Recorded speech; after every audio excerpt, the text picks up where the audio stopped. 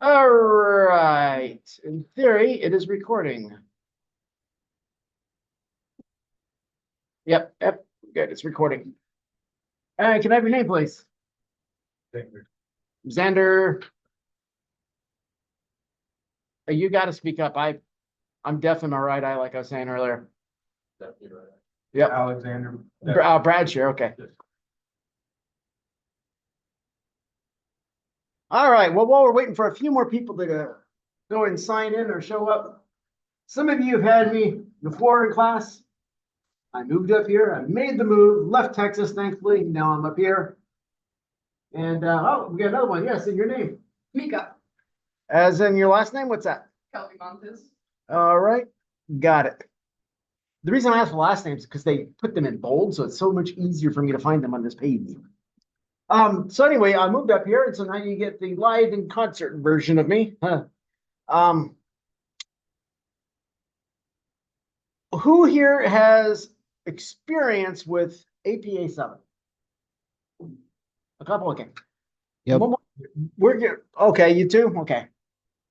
We're gonna go through the basics of it. I do this with every class because I've noticed some students don't know how to do the citations and references, stuff like that. So I'm going to show just a few things and make sure everyone's on the same sheet of music because you need this, you know.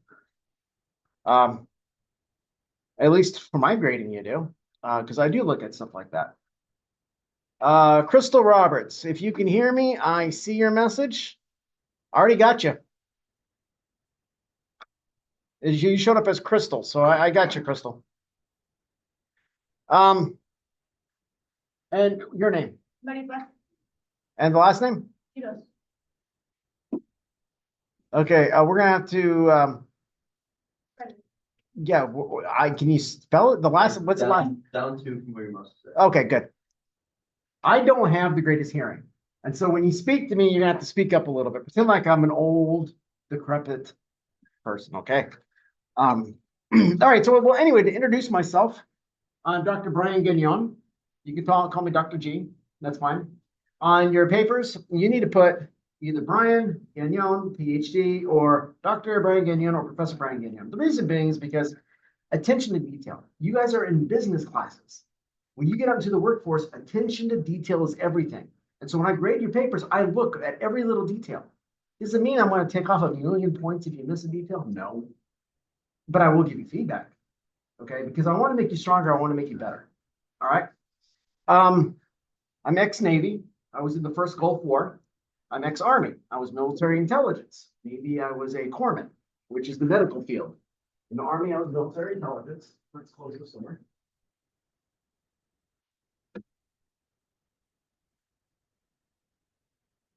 I've worked in corrections. I've got like 1,000,000 degrees. Bachelor's, 2 masters, a master of philosophy, and a PhD. And I'll tell you the secret about degrees. The more degrees you get does not mean you're smart. Because I'm still dumb as a box of rocks. But it means you know where to find information. You know how to dissect things. The greatest lesson you're going to learn in college that you've been learning, because you guys are juniors, seniors, critical thinking skills, knowing how to take a question, a problem, and break it down into its components and then research it out and put all that information back together. That's critical thinking. That's the best thing I ever learned in school. All right. We are still missing Laura and Chad. So anyway, what else about me? I did move up here, so now I'm local. I like to fish. I've got over 60 tattoos. I've done half of them myself. Just a little nice little hobby. People are like, well, do you want to do it professionally? No, it is a hobby. It's just something I do because I wanted another hobby. All right, so APA 7. Let's go ahead and get started. And I won't have to go through all the details because you guys are upperclassmen and should have a good understanding of this. I'm not trying to get you so that you can do a dissertation. Okay, that's ridiculous. But just the basics, okay? Because when you get out of here, when you get out of school and you get to your job, and if you ever have to put together a report or a proposal or stuff, you got to make sure that it's formatted correctly. Not necessarily APA 7, but the attention to detail that you learn is going to help you. Also, if you use information from a source, other than that between your own ears, you need to cite and reference it. You don't want to look like you're stealing, plagiarizing from anyone, even in the workforce. Okay. You always give credit where credit's due. And that's going to help build up your reputation in the workforce. Okay, so why APA 7? The university does require it. This guides how you format your papers. There are templates for that. If you got problems with formatting, I had somebody in a senior level course, and it surprised me. He kept center justifying the entire paper. And so the edges were all like this all the way down. And it was incredibly difficult to read. You didn't know where paragraphs started and ended. And I kept trying to tell him, no, you got to left justify, and he didn't get it. But you have to format it correctly. Once again, attention to detail. Also, it makes it better on your professors, because we sit there and we go to grade. If we've got to go, wait a minute, I got to spend extra time grading this, we're probably going to look for more problems than we normally would. Okay? And you don't want that to happen. You want us to grade it quickly and not pay attention to every little period and comma. But you do something like that, and it does draw our attention to it. So we're going to focus more on it. This provides APA 7 provides a clear way to cite and reference sources, and it helps you to avoid plagiarizing. There's 3 types of plagiarizing. Unintentional, that's where well, we're going to cover that in a minute. Unintentional, intentional, and self-plagiarism. Unintentional plagiarism, this happens when you've been reading all the material for class, and you sit down to do a discussion or a paper, and you got all these ideas bonking around in your head, and you just start writing them. Well, some of them came from the material that you just read. That has to be cited. Okay? So what you do is I'll explain in a minute, you do multiple drafts, and this will help you so you can catch the things that you're supposed to cite that you missed. Unintentional plagiarism, okay, you got to remember that every time you refer to a source, you cite it, you use a source, you use information from a source, you mention the author of a source, you need to cite it. Okay? If you wind up with a 3-page paper with 50 citations, I don't care. I'd rather have that than you have 1 citation for a 3-page paper and plagiarize 90% of it. If you saw my dissertation, I have got so many citations through there. If I used 1 data point that came from 1 study 10 years ago, I cited it. I did not want to plagiarize. All right. Intentional plagiarism. This is where you sit there and you take the book and you're like, okay, I got to do this paper, and it's on chapter 3. Key concept, when the environment, I'm going to use that. And you don't cite it, willingly don't cite it. You know you're pulling it from here. You're looking at the book. That's intentional. That's not the one you got to worry about. The unintentional one is the one that's going to sneak up on you.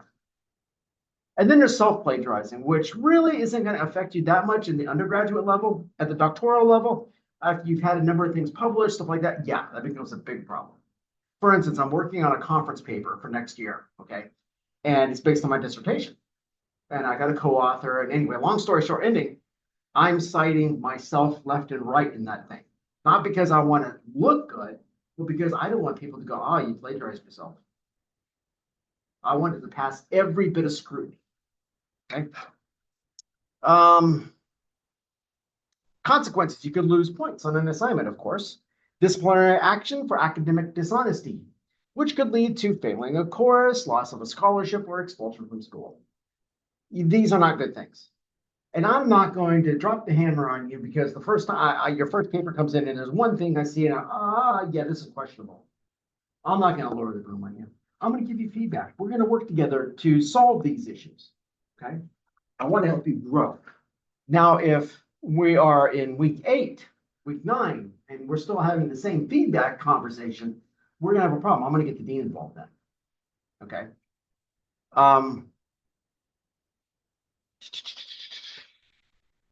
Okay, resources. The Cleary University Library has an excellent APA 7 page. I'm going to show it to you in a moment. Is my screen showing? One second here. There are too many moving components today. God damn it, I didn't share the screen. For those of you online, I apologize. I just realized, there, I got it shared now. I will upload this PowerPoint to the announcement page, and you can go through and look at the slides that you missed. I will put it up there this evening, okay? And if for some reason I forget, please remind me. So let me open this back up again. I really need two screens for this. All right, the Cleary University Library, which we're going to open that up in a minute. apastyle.org, excellent resource. Also Purdue Owl, like hoot hoot owl, OWL, excellent resource. Or you can go right to the book, the publication manual, the American Psychological Association, 7th edition. I had the privilege of reading the entire 6th edition. Not a inspiring read, by the way, very boring. But it got to the point that I, even to this day, still wind up with it lying next to me when I wake up in the morning. I literally like my Bible. I rely on that left like you wouldn't believe. When you write, you want to write in an academic voice and tone, and I recommend using the meal plan. The meal plan, you have the main idea. That's where you present the main idea, the topic for the paragraph. Evidence. That's the next sentence, and that's where you include any material from sources. Direct quotations are okay. I prefer you paraphrase. Why? Because if you paraphrase, I know you're processing the data more in your mind. A direct quotation, it goes in your eye, out your fingers. Paraphrasing, it's got to bounce around for a minute. Okay. And that's where your citations will primarily go, is when you're giving the evidence. And then the third sentence, or the third part of your paragraph, is the analysis. And this is where you explain and evaluate the evidence that you just provided. And then you want to lead out, and you want to conclude the paragraph and lead it into the next paragraph. You don't want it to be just this hard stop, boom, and suddenly you're on a completely different topic. You want to bring your reader through the process, okay? Leading them step by step. Drafts, I recommend 3 drafts. The first one is where you basically just almost like word vomit everything you want into a paper. Your second draft, you start sculpting it and molding it. Your third draft, you polish it. Through this, you're refining your grammar, you're refining your spelling, you're refining your tone, you're adding concepts, you're clearly delineating the concepts in a better way.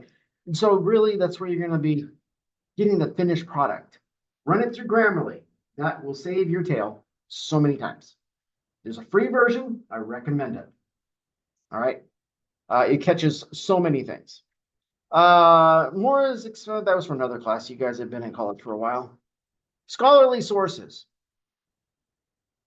I'm going to give them to you in the order that I learned them as far as their level of importance. Academic journal articles, best thing out there, because they're peer reviewed.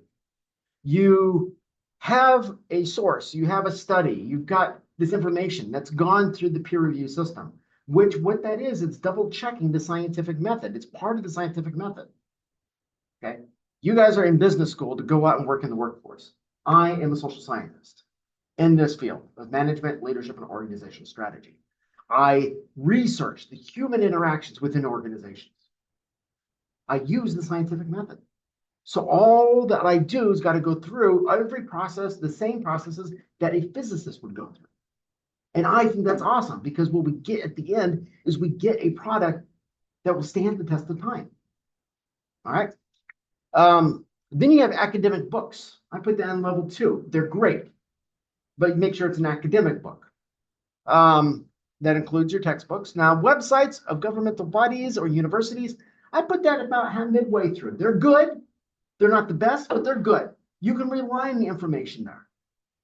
Legal briefs, court cases, they're great, but they are even more boring than the APA 7 manual. Websites of organizations, they're not really that great, because if I have organization XYZ, and I want you to believe my organization is great, I want to make sure the website says that left and right. And anything bad, I'm going to try to make sure it doesn't show up on there. So an organization is very biased towards itself. All right. But you can get things such as the annual reports. Sometimes they're on the corporate websites. I would recommend going to Edgar, which I don't know if you know about that, but that's through the the SEC. It's a way of getting annual reports, 10Ks, 5Ks, 4Ks, for different organizations.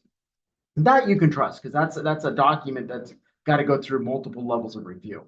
And lastly, news articles. Why do I put news articles last? Because every news source out there does have a bias of one type or another. Yes, you may need to use the information that's in that news article, but don't rely on it as the cornerstone of your work because it's not reliable. It's good for secondary or tertiary data. You've got primary data, secondary data, and then tertiary data. So it keeps going on down. And the further down you go, the less reliable it is. But if you've got enough primary data to support the tertiary data, you're okay. Rule of thumb, when using the meal plan, a paragraph should be 5 to 7 sentences long. It can go as short as 3. Anything less than 3, I'm not going to be happy with, and you will get feedback on it. Okay. You give me 1 sentence paragraphs, I will start deducting points because how can you give me the main topic, the evidence, the analysis, and the lead out in 1 sentence? You can't. Unless you're using telepathy or something. So a minimum of 3 sentences per paragraph. You can fit those 4 things into 3 sentences. And you don't really want to go that long. 7 sentences is maybe about as long as you'll need to go. I think in my dissertation, I've got some that probably were 10, 12 sentences long, but I was dealing with the same exact subject and I was building upon the E and the A part of my meal plan. I was building upon one concept and I really had to build out where it originated from, how it progressed through the decades, how we got to where we are now, that sort of thing. I do not accept 1 sentence paragraphs. Writing resources. Grammarly, free version. Use it. That has saved my hide more often than not. Mendeley is great for resource management, citation management. Zotero is okay, but I've had a lot of problems with Zotero. Case in point, I want APA 7, so I put APA 7. I go to get my citation out in APA 7 style. I get it in some weird format that's not APA 7. I had to go and reformat 25 pages of references. So I'm a little bitter with Zotero, but Mendeley is a lot better. Okay. The Cleary University Library, APA style, and Purdue OWL. Let's close this out. Let me check over here. I want to see if we got any messages up. Why? Oh, okay. There's a lot of moving parts over here today. I've got so many windows opened up. And I got windows buried upon windows, and that's fine.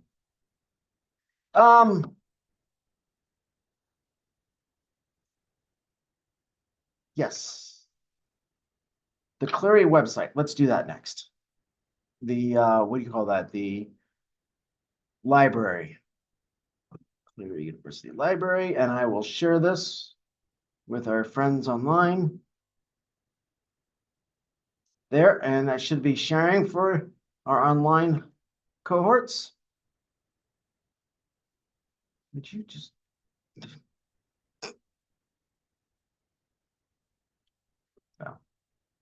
it that way? All right, so Cleary University. If you go to the library, this ribbon right here, you see writing in APA. You click on it. This is actually done very good. There's so much good, and there's so much information here. It's awesome. You do the student version. Now here you've got a student template paper and a student sample paper. Okay. If you've never written an APA 7 paper before, open up that template. It's going to show you how things go. Now, when you get to the references, it gives, I'm going to open it. It's easier to do this way. What it shows you is not what you wind up doing. And I disagree with that example because it's confusing.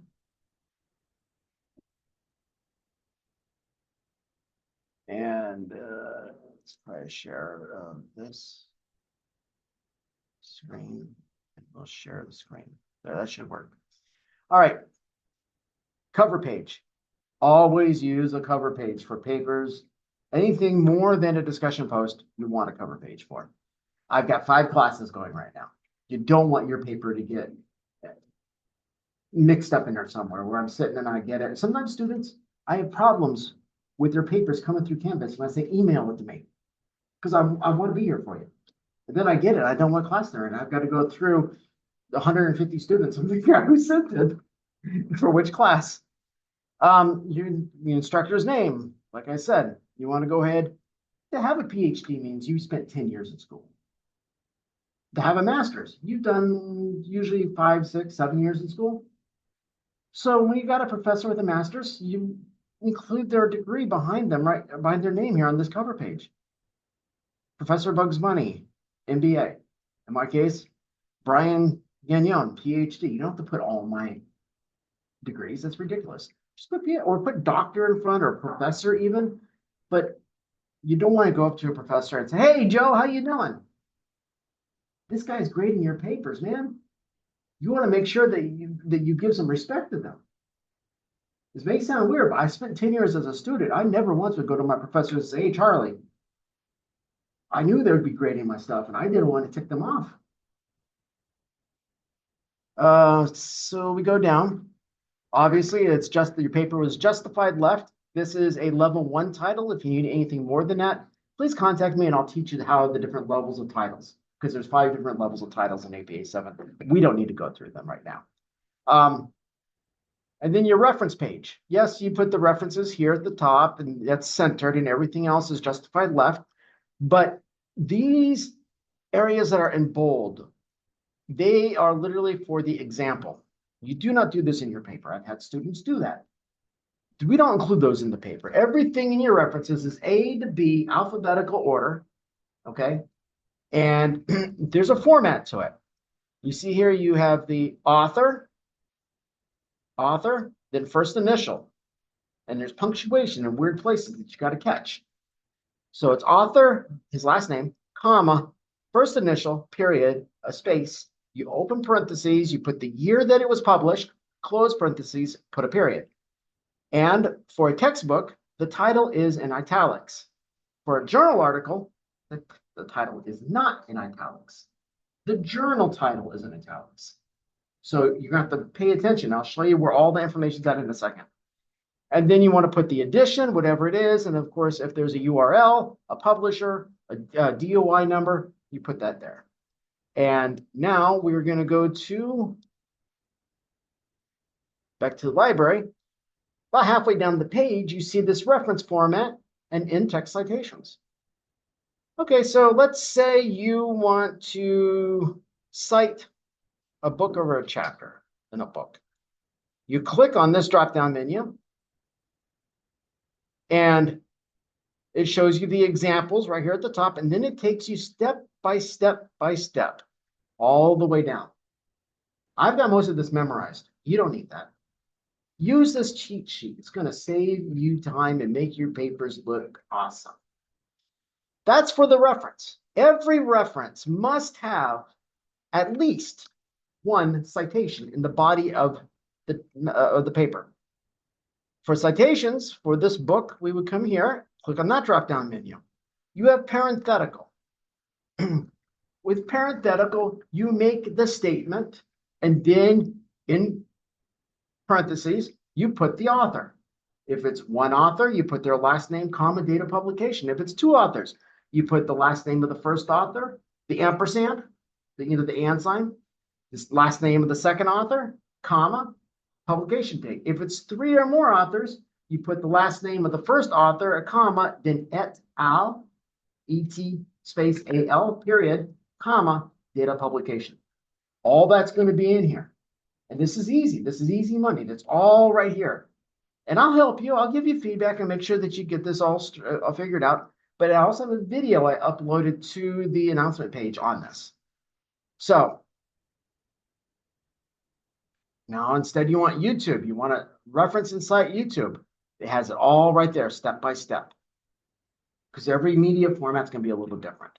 So use this library cheat sheet thing here. It is going to really benefit you.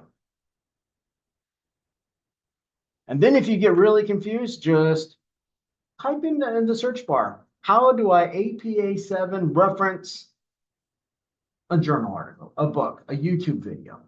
It's going to give you, boom, APA style is going to pop up. Purdue OWL is going to pop up. You get all kinds of examples right there. All right. And you can always contact me. You can say, I've got this source, don't know how to cite it. I've got the manual right next to me. I'll hook you up. All right.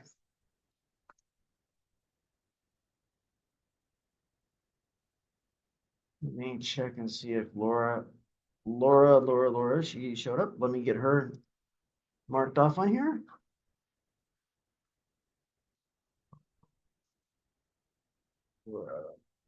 There, I got you, Laura. You're Chad and Savannah. Savannah's gonna be a little late. That's okay. Now that we covered that, I do that with every class I have, the APA 7, because why would I grade you on something you don't know anything about? That's not fair. That's not ethical.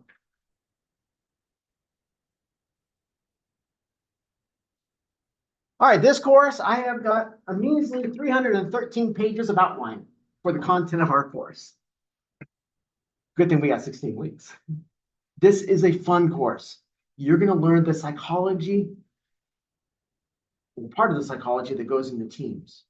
Psychological safety among a team is essential. We're going to be talking about that right here in this book. You have this online. You don't have to get the hard copy.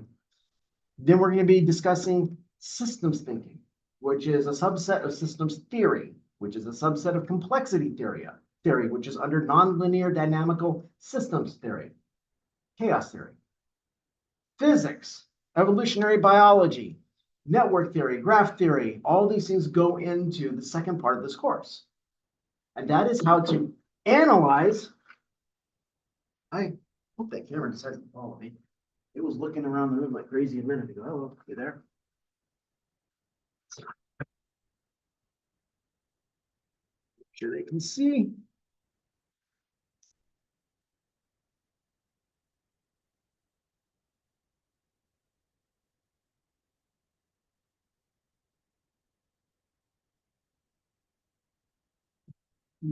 There we go. Okay, good. Might works. All right. What was I even talking about? I'm having a senior moment. Different theories. Oh yeah. Yes, I appreciate that. Thank you. We are taught at a very young age that if X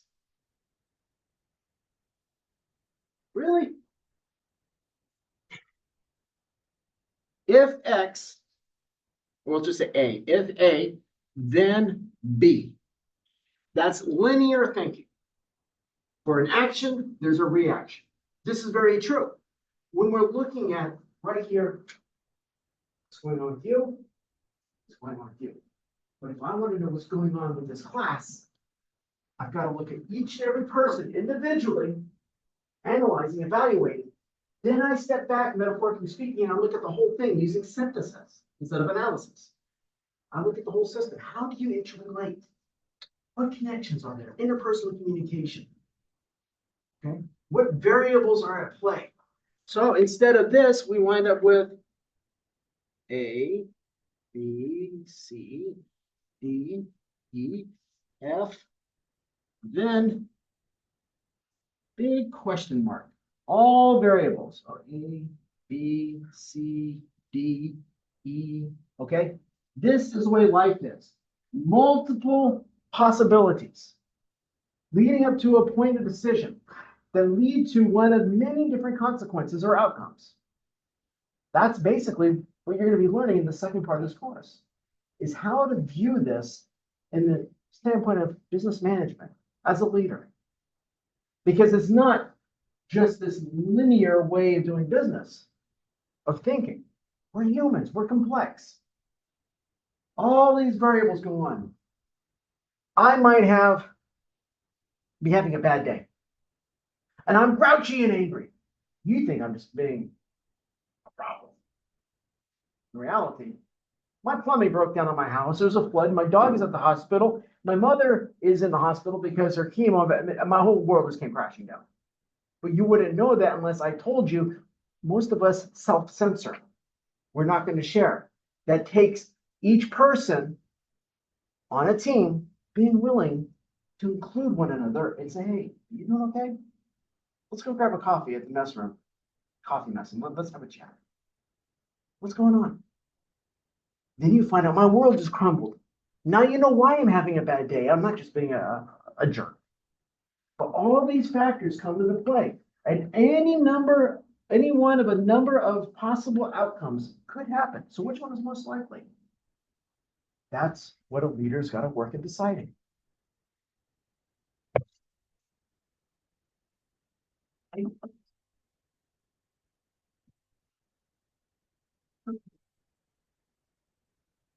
So that's the second part of what we'll be doing in this course.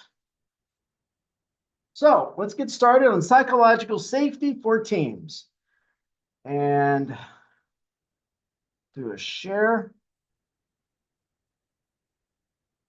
Okay, my online students, if for some reason you cannot see the next PowerPoint slides, please say something. Don't send a comment. I won't see it. Just blurt out loud, take your mic off, make all kinds of noise so I know that you can't see. What is leadership? Leadership and management are not synonyms. They should be, but they're not. Okay. Managers focus on the process and the outcome.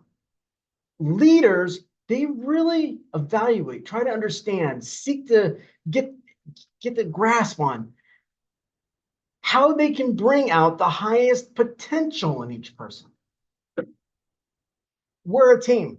I'm your team leader. A manager would say, you're doing this, you're doing that, this is your job, and come back next week and I'm going to check. Did you do that? Did you do that? A leader says, your strengths are over here in this area. So instead of having you do this task, I'm going to have you team up over here with her and work on this project. See what I'm saying? Moving people around to get the best possible outcome because you took the time to actually understand that group. Leadership has got nothing to do with control. Matter of fact, control and leadership do not work. It doesn't function that way. Anyone can be a leader. In this group right now, I am the professor. Yet any one of you could turn out to be the leader of the group. The one that takes the initiative to bind people together, to seek how to bring out the strengths. Okay? So in an organization, the janitor actually could be a leader. If that janitor really takes the time to understand people and try to draw out the best in them. Leadership means working with others to accomplish a goal. With others. There are different types of leadership we're going to be talking about. Some work in some situations, others don't. But you can blend them. Management is a position. Leadership literally is a way of life. Oh, we can't see your screen. I'm so sorry. Oh, no. I'm glad you told me. I'm sorry. I apologize. I thought I had it set up, and let me double check this here. I just didn't want to cut you off. No. I want you to cut me off. If you can't see the screen, you should cut me off. Okay, can you see it now? Yes. Okay, good. If you ever can't see the screen again, you instantly please tell me. Gotcha. All right, so some examples. I was in the Navy and the Army. In the Navy, we had a first-class petty officer, corpsman, a hospital corpsman on the ship. The guy literally was a drunk. And when we were at sea, his alcoholism turned into complete anger because he couldn't drink. There was no way of pleasing him. He was rude, he was obnoxious, he was mean, he was vulgar, and we just had to live with it. Now in the Army, we had two teams, recon teams, mine and the other guy, Sergeant C. Sergeant C was much like that first-class petty officer in the Navy. Rude, obnoxious, demeaning, belittling. I did something strange. I took the authoritarian, dictatorial style leadership found in the military, and I combined it with servant leadership. Do you know what I wound up with? A team that excelled, that had more awards than the other team, a better record than the other team, because even the lowest private could come in and say, well, what if we do this on this mission? What if we add this over here? Everyone had a voice at the table. At the end of the day, I had to make the decision. It wasn't consensus, but I took their input as being valuable. They felt special. They felt important. They performed at their highest level because I treated them as a human. Leaders should treat their teams as fellow humans. Leadership styles, okay? Kurt Lewin gave 3 basic leadership styles. You're autocratic, and this is like the military, gives orders, commands. Fear can increase. Fear existed around that first-class petty officer and around that sergeant. Fear, people feared them. Now you have democratic leadership, and this is where you seek consensus. Consensus is good to a point, but you can have death by consensus too. If you're spending all day trying to get a consensus, at the end of the day, you may not have a decision made. So a leader has got to take everyone's input and be able to make a decision that's going to make most people there feel viable and happy and wanting to be a part of things. But at the end of the day, a decision still has to be made. Laissez-faire. People govern themselves. You see this a lot in engineering and in the sciences. That's because these people are so creative, the engineers. They're so creative that if you come in with other forms of leadership, their creativity will dry up. So what you do is you let them govern themselves more. And what you get out of it, you get amazing technology. Seriously, we wouldn't have stuff like this without laissez-faire leadership. However, you take that laissez-faire leadership, put that in the military, now you got a problem. Now you don't have a military unit anymore. You have a bunch of walking targets for the enemy. So it's about knowing what kind of leadership to use in which situation. Now, there are more types of leadership, and many more than we're even going to cover here, but you have transactional leadership. This is an exchange system where leaders give to the employees in order to gain. That sounds selfish, but it really isn't. If I give you resources and autonomy and a position, I want to gain products out of it that I can turn around and sell. Okay, that's business. Transformational. As a leader, I want to guide you to being able to take over my position or to move into leadership in another way. In the military, you trained for the level above where you were at, functioned in the level you were, and guided those that were below you. The same process should be with leadership in general. But too many times you have leaders that are like, I'm the leader. I'm the department head. I want to do everything I can to retain my power. I'm going to withhold resources and information and this, that. I'm going to keep people pushed down. And what do you find? You find that organization, their good people will leave. The people that perform poorly will stay. And why is that? Because your high performers know they can go get a job anywhere. Your low performers know they can't get a job anywhere, so they stay. So now you've got a team, a whole organization with poor performers. Your competitive advantage is going to go crashing to the ground. Return on investment is going to be shot. Why? Because you didn't invest in people. You tried to hold on to the power you have. The power I have as a professor, I want to use to lift you up. Maybe one day you may become a professor. That would be great. I'm not threatened. Not at all. But so many people are threatened by people possibly being able to take their job. If you take my job, that's great. That means I'm ready to move up to another step higher. Then you have servant leadership. Servant leadership was really developed by Robert Greenleaf, primarily in the 80s, if I recall.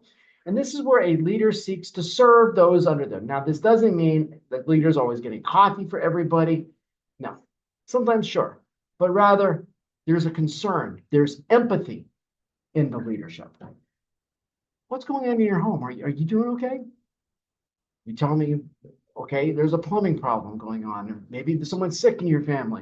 Now, as the leader, if I'm an authoritarian, I can use that against you. But if I'm a servant leader, I will find a way to try to help you. I say, you've got some PTO. Why don't you take some time to take care of this? You won't lose any money.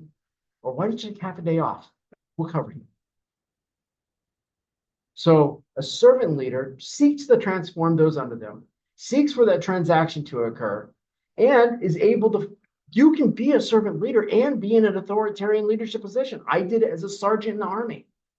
You can blend servant leadership and humble leadership with just about any leadership style there is. And what do you get at the end? You get something people respond to.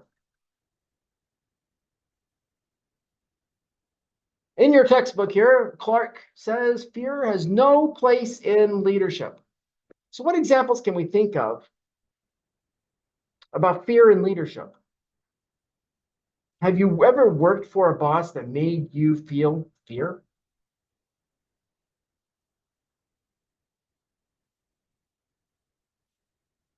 You have? You're shaking your head, yes? Would you want to share with us a little bit? You don't have to, but if you want to, that'd be great. Okay, no worries. I'm not here to twist anyone's arm. Leaders should earn respect. When I meet somebody, I give them this much respect. A starter kit. What you do with it is up to you. You can increase that respect to showing me that you're trustworthy, reliable, dependable. You can decrease it by showing me that you're a problem maker, a dissenter, etc., etc. I always start people off with the same amount of respect and trust. Then I'll let them grow it or shrink it. It's up to them. Leaders, I wish I wrote that sentence using actual words. I mean, there are words, they're just not in the right order. I'm sorry, I wrote this at like 10 o'clock at night the other night.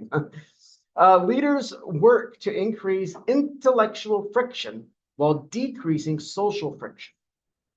If you want innovation to occur, then you've got to get people's brains moving. You need to stimulate their creativity. But you got to remove that tension that exists so many times in teams. You want to remove the barriers that stand between the team members. So maybe you have a bowling night. Maybe you all have pizza for lunch one day as a group. Maybe you find other ways to bring people together in a non-work setting to interact as human beings. So basic systems theory, systems thinking, I think I got a message. Let me check something here real quick. Like I said, they do not make this easy to find stuff out. Okay, no, I guess I don't have a message.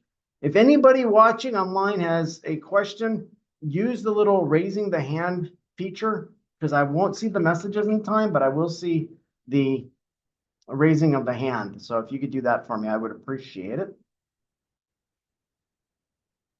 Oh, come on.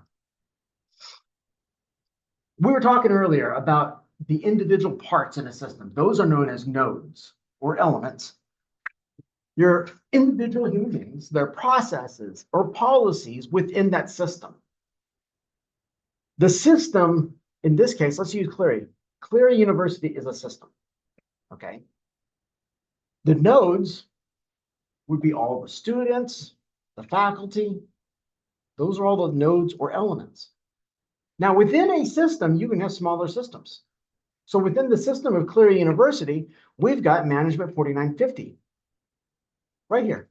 This little circle right here inside that bigger system. We are a system within a system. A system, you find there's inputs, there's outputs, interpersonal communication, there's training, productivity, conflict. All these things are evaluated. But you can't do that if you're sitting there continually using the linear way of thinking, which is almost like using a microscope to look at people. You're too busy looking at, well, you've got an anger problem, or you joke too much, and you're always telling jokes and pulling practical jokes, all these things. And you see what I'm saying? That's picking people apart. You need to know these things, but then you got to step back, look at the whole thing. Maybe you're benefiting the team with the jokes. You're reducing the stress and the tension, which increases productivity and creativity. All right. So the system's got to be looked at holistically. So we can step back, look at our little system here holistically, step further back and look at the bigger system of Cleary University. Later in the course, we are going to break down a couple things using some graphs that we use in systems theory. We're going to look at Dracula, not the vampire, Vlad Tepes III. We're going to look at the Hungarian Empire, the Roman Empire, the Ottoman Empire, and the stresses that were put on that little land and the different levels within that land. Okay, of Wachovia. I can never say it. Wachovia. It's hard to pronounce. We're going to use all these graphs and we're going to map it out, and it's going to become so clear because you can use systems thinking to evaluate history, song lyrics, TV shows. At one point, we're going to watch a little bit of a TV show, and then we're going to take out some charts and graphs, and we're going to graph it out. Okay. You can use it in leadership to analyze your team and your organization. You can use it in the political level. You can use it at family level, every level. It's so useful. It changes the way I view the world around me. So we look at the connections between the various nodes or elements. Okay. It's not linear, it's nonlinear. 4 stages of psychological safety. Now we're entering into our textbook. Of course, it's here. You have the inclusion safety stage, and that's where you bring in people from a state of exclusion into inclusion in the group. You have learner safety, and this is where you learn it's okay to make mistakes. Okay? Because if you make a mistake, I can give feedback. You can take that feedback and improve and have less mistakes. And so now we have a positive reinforcement loop going, a feedback loop within our dynamic here. So this is a good thing. Contributor safety. Leaders grant encouragement and support. New ideas are brought in, and autonomy is traded for performance. So in this little system right here, half the class is just knocking out, doing the papers, doing them awesome, blowing me away, teaching me amazing stuff. The other half is barely scraping by, sending me papers that aren't even formatted. Okay. So the group that is actually performing, I'm going to give them more autonomy. I'm going to say, you know what? You can choose your next project. Something like that. Now they're off researching things they want to. The other group has said, no, you're going to do exactly this assignment right here. You've got to do this, this, and this, and this. They earned that right to have that privilege. So I'm using that as an example. I don't think anyone here is going to be like that. I don't think we're going to have those problems. And then lastly, you have challenger safety. And this is where the innovation happens. This is the magic moment. The status quo was challenged, and new knowledge, new information is brought into that team, that system. But before you have the right to challenge, you got to be included. You got to go through the learning stage. You got to learn how to contribute ideas and participate in this give and take of ideas. It's a power exchange. To get to the challenger stage where you come and say, you know what? I think that this part of the system is broken, and here's why.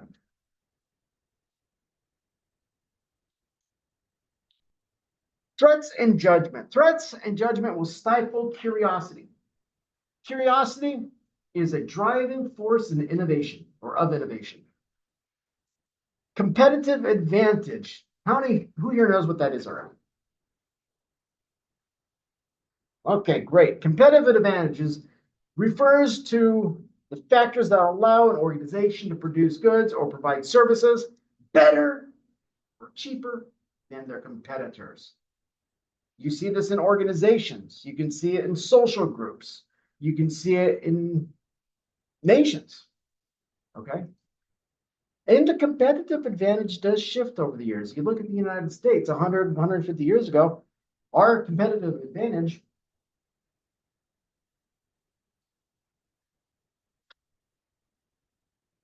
unfortunately, probably was cotton. That was a big one. Some other ones probably would have been cattle, wheat. Now, banking is a competitive advantage, finance, innovation, technology. So this can change over time.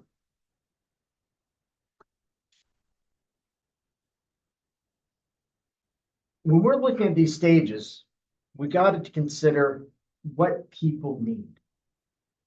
Maslow, his hierarchy of needs, starts off with the physiological needs, physical needs that I have to survive: food, shelter, water, stuff like that.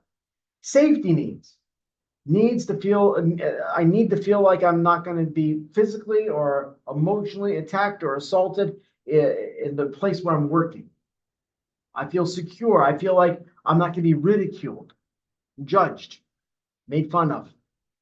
Then we move into some higher areas: love and belonging. Kind of difficult necessarily to have that, the romantic sense in work. I know workplace romances do happen, but let's think about love instead of being romantic. Let's think about love as far as empathy, care and concern for a fellow human being. That we can have in a work environment. Esteem. We have a need to feel like we're viable, valuable, important, special, smart, useful. And then self-actualization. That is the hardest thing to get to, because that means that each person knows who they are, their potential, their goals, their faults, and they're moving forward.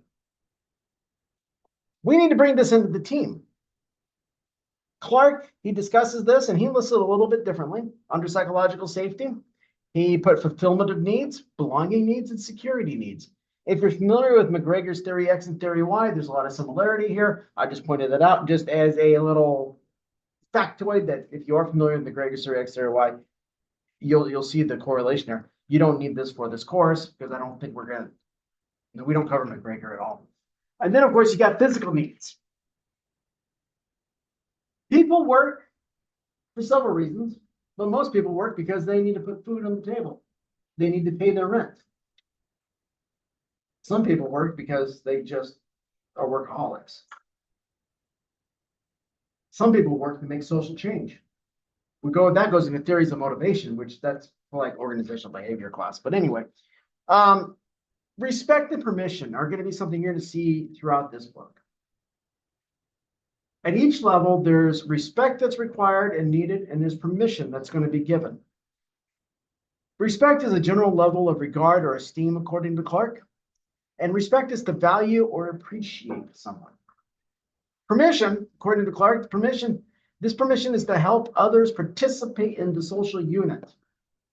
I didn't have the chance to invite you into this class. You signed up for it. You paid for it, and now you're here. But now that you're here, I want to invite you into this social unit that we are as a class. I want you to participate. I want you to feel like you belong. All right? When people feel pain, which is often when they're ignored,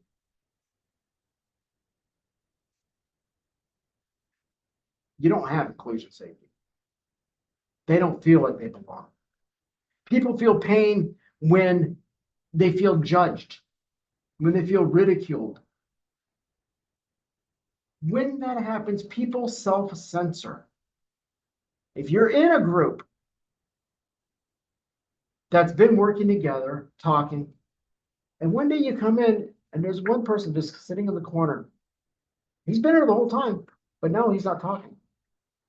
He's not contributing anything. He's not saying nothing. Sticking completely to himself. That's self-censorship. He's removing himself from the social interaction in that group. That's not healthy for a team. And that means that that team does not have inclusion safety for every member. Now, later on in contributor safety, we will be learning about what's something called constructive dissent, which is so useful and it's good and it's healthy. But dissent for the sake of dissent will tear a team apart. Accepting each person and that they're necessary is so key to the team's success. And you achieve that through inclusion safety. And now we're going to get to, if I remember correctly, nope. Admission to inclusion safety. What is required to come into this zone of acceptance, this inclusion safety zone? Do you need to have a degree? No. Do you have to make a certain amount of money? No. Have a certain physical appearance? No. Know the right people? Nope. Be human. That's it.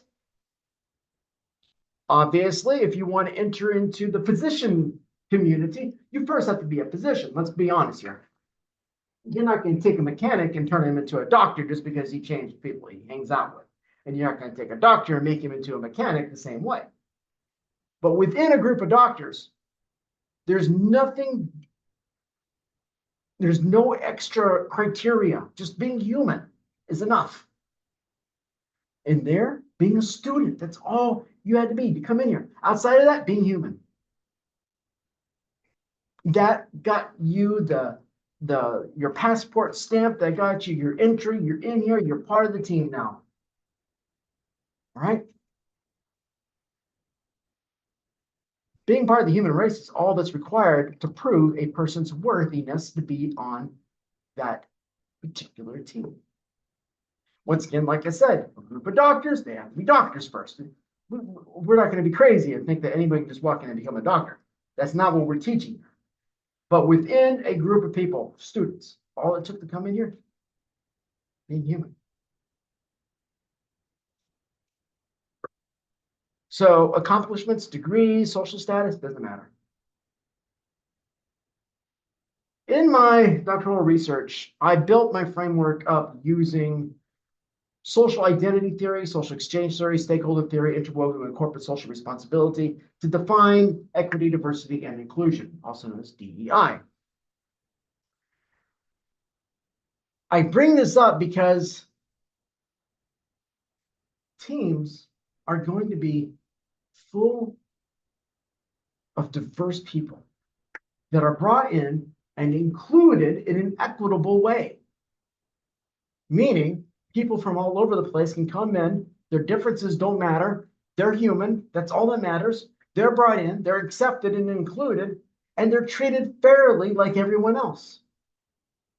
That right there is inclusion safety. Inclusion safety has much to do with DEI. We grant other people permission to come into our social sphere. You are welcome into my sphere. Granted, you sign up for the class, you're here. But now that you're here, I'm telling you, you're in my social circle. You're welcome to be here. All right? You got a question on your homework? Email me, text me, contact me. Just make sure you tell me what class you're with so I know which one of the 150 students I have you are. That's all I ask. No, seriously, you're welcome into that. I want to try to bring the components we learn about. I want you to somehow experience in some even little way in this course. All right. Polycultural teams. These include all different kinds of individuals. Some people call them multicultural teams. Okay, that's great. That's nice. I've been looking at biomimicry lately. Biomimicry is a fascinating study about how we can use nature to inform our modern processes and technologies. And I've been really looking at this from the standpoint of organizational development, structure, teams, leadership. If you've got a plot of prairie and you've got a polycultural mix of different indigenous plants, that soil will thrive. The soil itself will almost be alive. But if you bring it to a monoculture, you're going to kill the nutrients. That soil is going to basically be nothing but sand. Same thing is true with human beings. If we want to innovate, if we want to move to that future, the flying cars or whatever we wanted to call it, We've got to bring in the polyculture idea, biomimicry into this atmosphere of innovation, creativity, teams, thinking, knowledge, learning. The more diversity a team can have, the more perspectives it has. The more perspectives you have, the more you can actually evaluate any given situation, circumstance, or project or policy or whatever. More different sets of eyes looking at it. Okay, so there's some cultural tools. These are not something you need for any testing or assignment, but just I like to throw tidbits out that I've picked up through the years. There's some cultural dimension studies. One is done by Tropenar and the other by Hofstede. These are great resources to understanding other cultures. For instance, an American businessman traveling to Singapore for a business meeting would look at one of these cultural dimension studies and say, oh, so in Singapore, I shouldn't use humor because humor is looked upon unfavorably in social situations. So instead of walking in cracking jokes, he walks in being very polite and professional. Where you go to another culture, maybe time. They look at time different. If they value you, they'll be an hour late. Did you know there are tribes like that? If they don't value you, they'll be on time or early. Weird. I know it sounds weird, but by understanding that culture, now you know how to respond in that culture and how to feel when something happens. Maybe you had an appointment, the guy showed up an hour late. But once you realize that culture puts an emphasis on, hey, if you value somebody, you show up late, you realize you're valued by that person. Wouldn't have known that before. So these are good tools. Clark, in his book here, noted that our differences define us. Too many times we want to look at the similarities. In that case, I should just hang out with bald guys who cut their head last night trying to shave it. Big old fillet mark over there. But I would miss the variety of people with hair. I haven't had hair in decades. It's amazing what you can do with your hair. The way it waves and curls, it's amazing.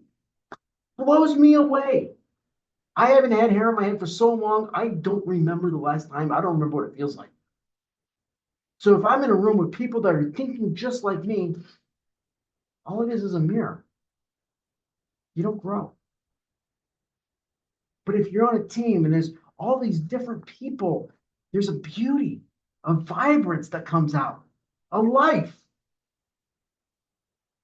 You can tackle these ideas. You can get new perspectives. You can come up with new innovations. New products can emerge.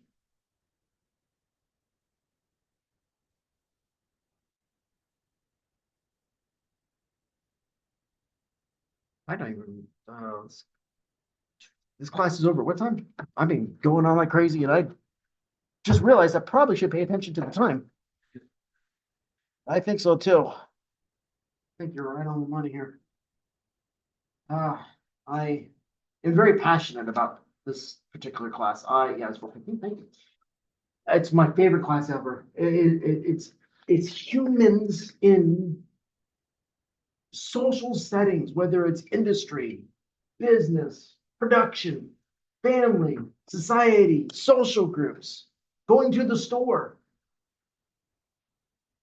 If we can just see the beauty and the differences of who each of us is, it's amazing. It's complex. Oh, yes. Yeah, well, you can open that up if you want, because I think it's hotter with the door closed. I close it because I'm loud. Getting one. Yeah, yeah. Okay. You go for it. By the way, you can feel free to drink drinks in here. And if you want to bring a snack in here, you can bring a snack. That's fine too. I don't care. I'm not going to worry about that. Some of you go from practice or whatever might need a protein bar. Bring it on over. That's fine.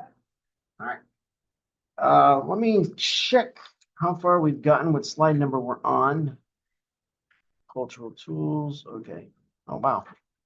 We literally got through all the slides. I do want to bring up something now. Some groups, while it's nice, and I agree with Clark that being human is the one qualifier to become a member of that group, and that should be the norm. There are some things where there are, by mandate, certain qualifiers, and we mentioned like doctors earlier. You can't say you're in the military if you didn't go through boot camp. If you did not go through a boot camp, or you did not go through officer candidate school, you weren't in the military. There's a shared experience sometimes that a group has got to go through. All right. Granted, to get into boot camp, I just had to be human and relatively healthy. But I had to go through this shared experience that every other person in that boot camp company went through. So I don't want to sound like I'm idealistic. Like, oh, you just got to be a human and you can fit into any group. Some groups require you to go through an experience like that or to obtain, get a position like earlier. But when we strip that away, there should be no other criteria than just being human. Okay? So we take away the essential things that to be a tattoo artist, you've got to know how to do tattoos. Once we strip that away, now the only criteria should be being human. Does that make sense? Okay, good. I don't want to keep babbling on and stuff like that. We're going to stop the lecture part there for right now, but I do want to open the floor up for anybody that wants to just, maybe we were talking about something and a thought came into your mind, a memory of an experience, or you want to share something, or you have a question. I want this to be an interactive experience, an interactive class. So I'm going to sit here and drink my diet, whatever this is, Coke Zero, and shut my trap. I would say like a lot of us are athletes. So us soccer players, me, Austin and Bios are on the soccer team. So like we've been dealing with a lot of stuff in terms of the team, like gliding together, so many different cultures and all that. And you mentioned fear. And our coach actually brought it up this morning. It's like took a second, he looked around, he said, is anybody actually scared of me? It's like he yells, he's aggressive English guy. So I think all that stuff is important to work out the kinks and actually get the group to start moving in motion. Yeah, I would agree. Yeah. I could sound like an Army sergeant. I can still, 20 years later, I can still bark like a sergeant. It's literally called barking. Your left, your left, right or left, stuff like that. It's a weird language. It literally is its own language. But you don't say attention, it's attention. And I can do it loud. I can do it so loud that the VP provost would be coming down here trying to figure out what I'm doing. So I'm not going to do that. But it's not to instill fear. Sometimes it's in the military, particularly, it's a motivational thing. Okay. In sports, it can be, but it can also, if a person experiences in themselves that they are afraid when this person does something, whether it's an Army sergeant barking or a coach doing something, then that fear's got to be addressed. I'm in total agreement. Coaches, I think, get intense because sports, you have intense moments. You're literally, there's a clock going during a game. Yeah. You've got to get points. You've got to do this. You've got to do that. You're thinking fast, literally on the run, especially for soccer players. Sometimes it's a way of trying to train people to handle high intense situations. But still, there's got to be a way to remove that fear. What do you think that would be? I mean, one accepting that we are all humans, we make mistakes, but I would say also not taking it personal, especially in a big group like that. That's kind of how I did it.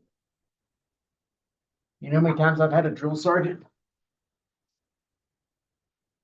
Well, and it's why your drill sergeants are short, guys. And women, I mean, they may be short. You don't mess around with a drill sergeant. The drill sergeant be going, I'm going to keep my voice down. Get right at you like this, right in your face, staring you down. You could feel their very breath. You weren't comfortable there, were you? Now imagine if I was yelling at the drill sergeant. Threatening me. When I went through boot camp the first time, thankfully they could no longer assault us. They had literally changed recently before that, but they could make our life more than a living. Okay, you get to the point, like you said, you know what you do? How you do it? You're the drill sergeant. Come over here. I'm going to read this. No emotion, no fear, no nothing inside myself. You detach yourself from that moment. And you sit and you're like, this is actually hilarious. This is a psychological game. That's all it is. This person wants to intimidate me because they're trying to prove something. They're trying to train me in something. Maybe 2 weeks of hot showers followed by 2 weeks of cold showers was another psychological trick.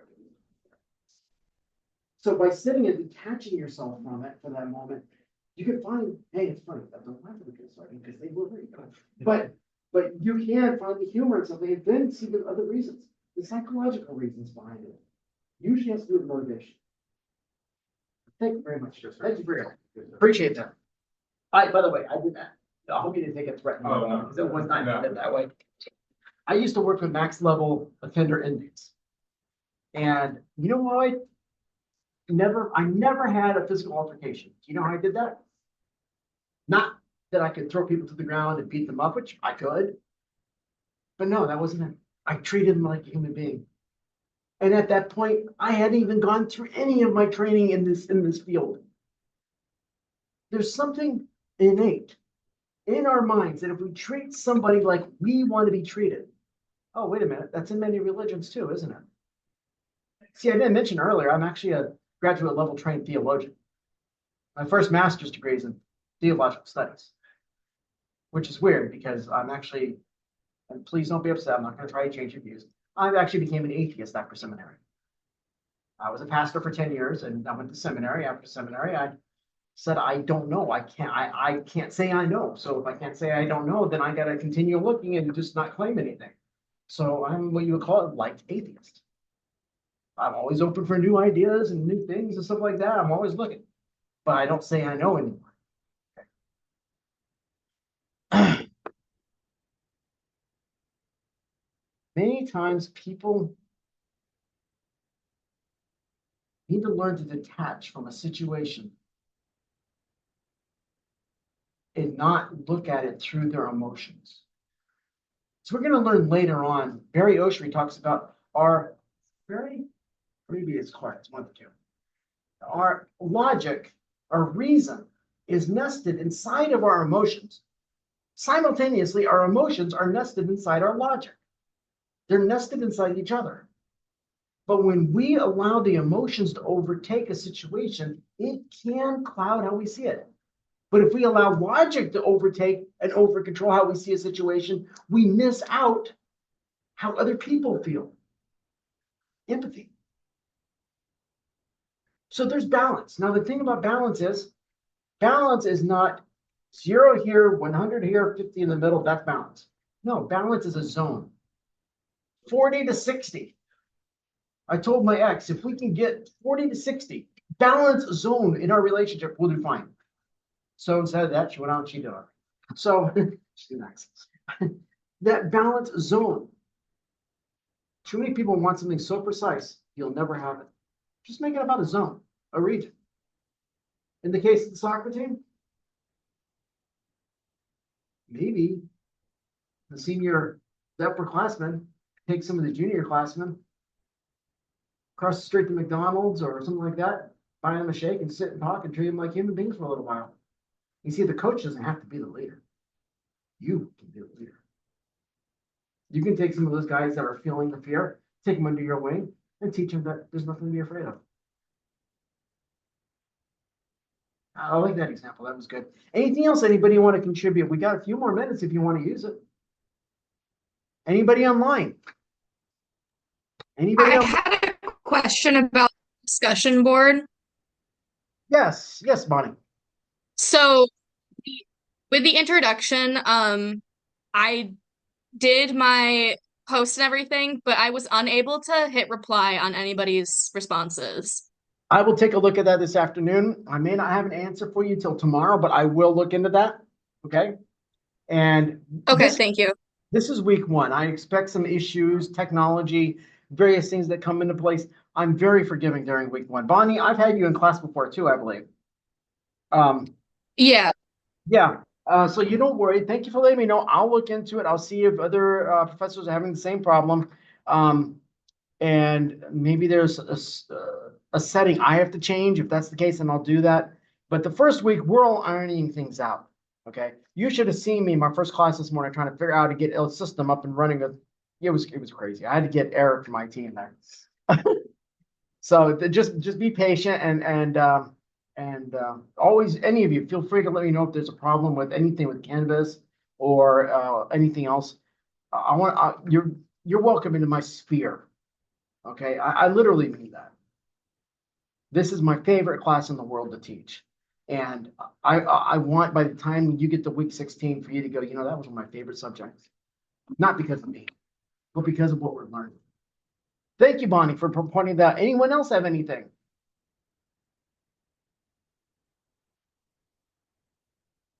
All right. Well, in that case, we can go ahead and end class early today. We're about 13 minutes early, and that's not a problem. If we went through everything, why continue? Makes no sense. I'm going to be here for a little bit. I'm going to be this. I recorded this session. I'm going to put it on my flash drive. I'm going to upload it tonight to the announcement board. Okay, the announcement page, so that anybody that wants to catch up on this, because sometimes you might miss a class. I want you to know you're still going to be able to get the material. Okay, so all right. Sure. You all have a great day now. Say thank you. Hey, you too. Thank you. You're welcome. Yes, You're sir. welcome. Yes, sir. Thank you. Appreciate that. You're most welcome. Hey, thank you guys. Daniel? Have a good one. Online people, hold on a second, Daniel. Daniel. Yeah, it's a weird year. I'm going in the army, they call me Gag. Gag with the spoon. Yeah. Every time, once I got the first graduate degree, I'm like, you know, I'm gonna go to match pronunciation. Yeah, You know, might as sounds well. better. Yeah. It's really good. Yeah, I know. Just go. Okay, I'll get it. All right. Dr. G, whatever, Yeah. okay. Sounds good, man. Appreciate it. All right, Thank guys, you. take care. Thank you, sir. I have a quick question Yes. for discussion. Is there any chance we can, like, when we come in here, we do it like in class? Good night. Actually, we could do on Wednesday. Oh crap, hold on. Hey, everybody, anybody that's not here, still, hold on. Okay, I'll get one. Come here for a second. We'll decide. This class is a hybrid. Online people, listen up, okay? I'll send out something later. This is a hybrid class, which means one of the two classes, we don't have to meet here. So we can meet on Mondays, and then on Wednesdays, we just all get on Zoom. Okay, and they told me, you can pick if you want to change it up during which weeks, what. No, I'm gonna keep it consistent. We're just making it simple and easy. Wednesdays, we'll be doing Zoom, okay? So Mondays, we'll be here in the classroom. And I'll post that later today. If any of you see that I didn't post that, because absent-minded professor, contact me. Yeah, I'm not gonna be upset. I will appreciate it. All right, so. Whenever conference starts for us, we play Wednesdays. So there might be some classes that we can't. I'll record it. You just let me know when anybody has a sporting event, let me know, so I won't check you as absent. Okay, it'll be an excused absence, and I'm gonna record and post all our classes, and so you'll have access to it. So you just talk to me, let me know when you have it, and I'll gladly work with you. Thank you. Awesome. Thank you. All right? And then with discussions, do you just want us to write them out, or if we have the chance that we do it in class? If we have time, Mondays in class, we'll do it. The discussions are, for this class, I'll go through my head here real quick. Just follow the prompts, and it'll give you things that you need to answer. You include those in there. Yeah. And if you keep it about initial post about 200 words and your responses about 50 words, 75 words, you'll be fine. And what will happen is that I need to give you feedback. I'll be telling you, hey, you need this to kind of help strengthen it. I'd rather give you feedback than just start taking points away and not explain why. I'd rather try to get you on board before I even take points away. So Yeah. For discussions on Monday, if we have time, we'll do discussions in class, but normally that's something you just do on the computer. Okay. On your own. Yeah. Thank you so much. All right. So no problem. You have a good day. Thank you. You too. See you. Thank you. All right, I'm back online, people. So Wednesdays, we will be meeting only on Zoom. The in-class portion is only on Mondays. So this doesn't really affect you because you're already on Zoom. And I'm trying to remember where my camera is. There it is. So for you, it'll be Zoom Mondays and Wednesdays. For the class, they're doing Zoom only on Wednesdays and in class on Mondays. It's because there's requirements for residency and attendance and paperwork stuff. So we have to have this. Does anybody online have any questions for me? Okay, if you do, email me, contact me. If you're working on something and you need a quick response back, text message me. That's a lot quicker than email. All my stuff is on the announcement page, all my contact information. You all are invited into my social circle in this class. Okay, Crystal, I see that, and I'll look for that, okay? So you're in my inclusion safety zone. All right, so if there's anything I can do to help you understand something better, if you got questions you need answered, just please let me know. All right. All right, in that case. Sounds good. All right, we are going to go ahead and close this out. Crystal, you said you're going to message later. And that's good. I will catch you all later.